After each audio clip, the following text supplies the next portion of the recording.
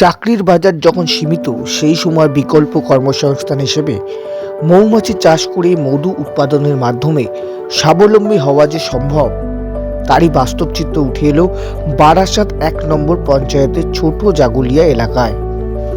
এই বিষয়ে বিস্তারিত জানালেন স্থানীয় মৌমাছি প্রতিপালক অর্ণব চক্রবর্তী।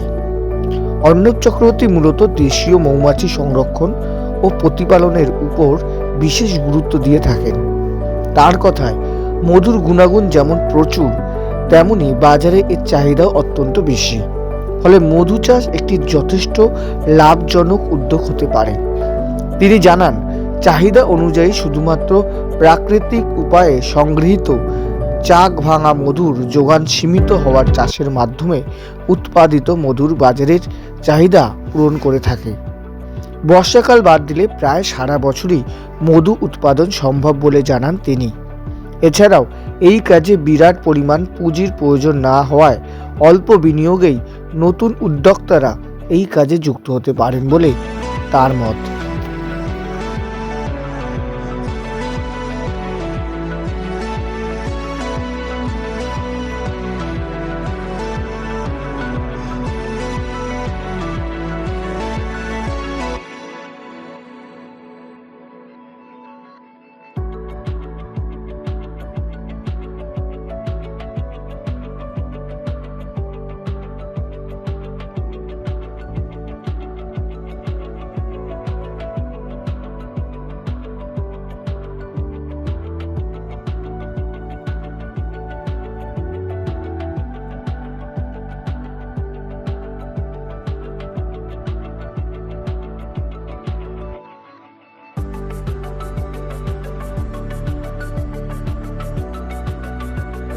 মৌমাছি প্রতিপালন করছেন?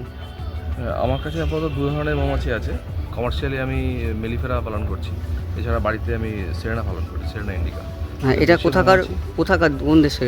এটা আমাদের নিজস্ব দেশীয়, এটা নেটিভ বি। ইটালির কোনো? না, ইতালিয়ান বি হচ্ছে মেলিফেরা, যেটা কমার্শিয়ালি সাধারণ লোক পালন করে এবং ওটারই আধিক্য বেশি। মেলিফেরা নিয়েই সবাই কাজ করে অধিকাংশ, কিন্তু সেরেনা নিয়ে অধিকাংশ কাজ করতে চায় না, যেহেতু মধু উৎপাদন প্রচণ্ড কম। আচ্ছা আচ্ছা, কীভাবে প্রতিপালন করছেন? প্রতিপালনটা একটা কী বলবো, নেশার মতো, নেশাটাকে পেশা বানিয়েছি। আর প্রতিপালন করতে এমনি জানতে হয়, হাতে করে সাংঘাতিক কোনো ব্যাপার নয়, জানলে আর ভালোবাসলে মোটামুটি করা যায়। মানে কোথায় এই মধুটা কীভাবে প্রতিপালন করছে একটু যদি দেখান, মানে একটু দেখান যদি। হ্যাঁ, এর মধ্যে এক্ষুনি দেখাতে পারবো কিনা জানি না, তবু ওটা সামনে আছে। এইটা যদি দেখতে পারেন, এটা দেখুন, উঠছে।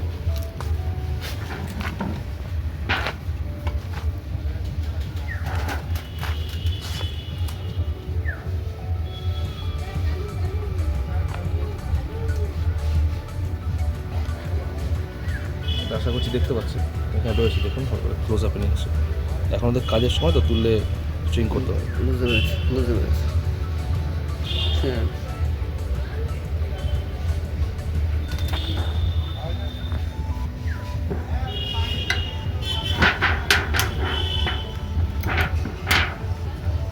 এই মধুটা আপনি কোথায় কোথায় মানে মানে এটা ইসে করে পারচেজ করেন? দেখুন, সেরেনা মধু আপনি সারা রাজ্যে খুঁজলে কেউ দেবেও না, পাবেও না।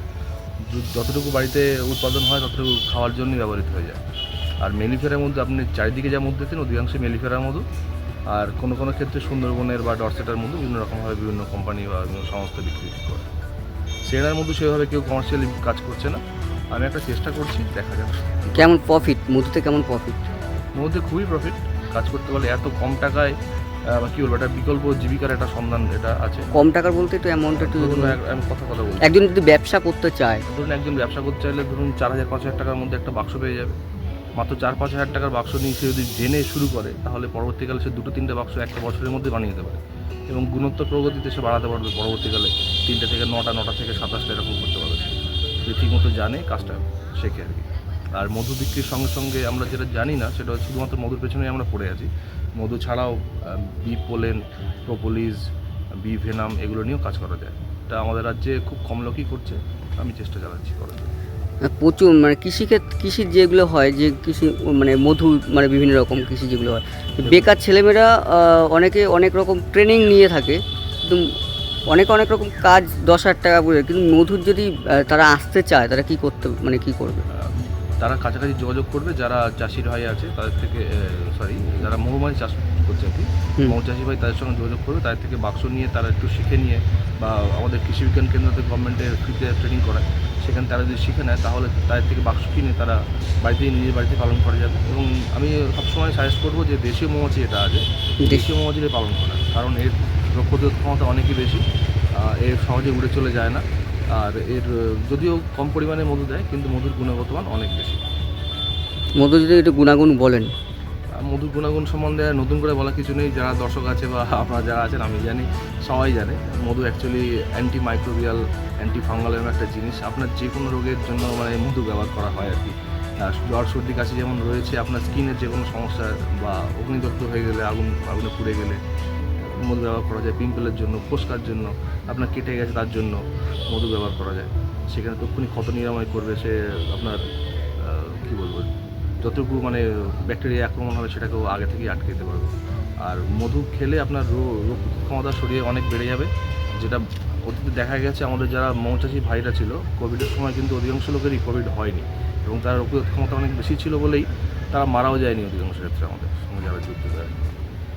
আর কেন মধু চাষ করবে একটুখানি যদি বলেন। কেন মধু চাষ করবে, দেখুন বিকল্প সন্ধানে আপনি এখন এই জন্যই তো রিপোর্ট করতে এসেছেন, কিন্তু এই বর্তমানে চাকরি বলতে কিছুই নেই। আপনারা দেখতে পাচ্ছেন মানে চাকরির যে অবস্থা, এবং যারা শিক্ষিত ছেলেরা তারা তো বসেই রয়েছে। আর এটাও একটা শিক্ষার জিনিস, এটাও একটা বিজ্ঞান। এটা শিখে তারা যদি বাড়িতে কিছু টাকা ইনকাম করতে পারে তাহলে মন্দ কী আছে। এক সপ্তাহ মতো আপনার কাছে ট্রেনিং করলেও মোটামুটি শেখার মতো একটা জায়গার মতো তৈরি হবে। আমার কাছে নয়, যার যে কোনো লোকে যে জানে সে লোকের কাছে ট্রেনিং করতে পারে। মোটামুটি 5-7 দিন হলে ভালো হয়, এবং সরকারিভাবে কৃষি বিজ্ঞান কেন্দ্র বা বিধানচন্দ্র কৃষি বিশ্ববিদ্যালয় বা নিমপিট কৃষি বিজ্ঞান কেন্দ্র, এরা খুব ভালো ট্রেনিং দেয়, স্যাররা আছে, এখানে শেখা যায় এবং শিখে সে স্বাবলম্বী হতে পারে, নিজে পা জানাতে পারবে। আর এই মধুটা কি 12 মাসে, মানে কী মাসে হয় একটু বলি। বর্ষাকাল বাদ দিয়ে মোটামুটি সারা বছরই সারা বছরই হয়। সারা বছরই কাজ। আর এই মধুর ব্যবসায় মানে আপনি কেমন প্রফিট মানে পাচ্ছেন, মানে লাভটা কত হতে পারে আনুমানিক যদি বলেন। এক্ষুনি তো আপনাকে খাতায় কলমে দেখাতে পারবো না যে কতটা কী লাভ হচ্ছে। হ্যাঁ, তবে লাভ হচ্ছে এইটুকুনি জানা বিষয়, কারণ আমার 4 বা 5 হাজার টাকা একটা বাক্সের পেছনে ইনভেস্ট। যদি আমার এখানে 20টা বাক্স থাকে তাহলে 1 লাখ টাকা এখানে পড়ে আছে আমার সামনে, এবং এখান থেকে শুধুমাত্র পেয়েই যাচ্ছে, এর থেকে খাওয়ার কিছু নেই। পরবর্তীকালে এটা যদি আমি 25টা বাক্সকে 70টা বাক্স বা 75টা বাক্স করতে পারি, বা খুব কম যদি হয় দ্বিগুণ বাক্স 50টা করতে পারি, তাহলে আমি আবার কাউকে 4-5 হাজার টাকা এটা বিক্রি করে দিতে পারবো। তাহলে আমার যে টাকাটা ইনভেস্ট হয়েছিল প্রথম বছর, সে পয়সা আমাদের পরের বছর সে টাকাটা উঠে আসলো, সাথে আমার মধুটা যেটা পেলাম সেটা ফ্রি, তার সঙ্গে আরও যদি করে সহযোগী কিছু করতে পারি সেগুলো তো এক্সট্রা। আপনার নাম আর পরিচয়। হ্যাঁ, আমার নাম অর্ণব চক্রবর্তী, আমি একজন মৌপালক এবং দেশীয় মৌমাছি সংরক্ষণের কাজ চেষ্টা করছি। এছাড়াও আমি জৈব চাষ নিয়ে কাজ করছি, এবং দেশীয় যে বীজগুলো আছে সেগুলো সংরক্ষণের চিন্তাভাবনা করছি। আমার বাড়ি বারাসাত 1 ব্লকের অন্তর্গত ছোটজাগুলিয়া গ্রাম পঞ্চায়েতে।